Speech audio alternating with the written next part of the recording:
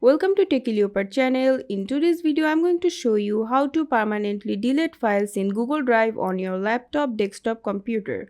Once you are in your drive, all of your uploaded data will be visible. Now navigate to the target file that you would like to delete. Once you find it, click on the three dots above it and a menu will open.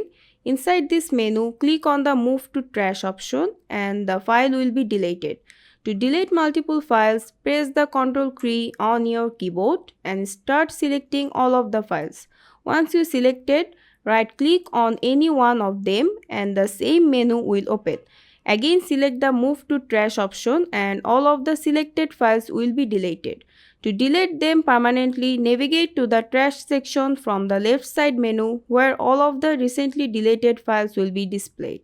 Right-click on the file and select Delete Forever to remove it permanently. You can also select multiple files by pressing the Ctrl key and deleting them together. If you want to save time, click on the empty trash button and confirm the action to delete everything at once.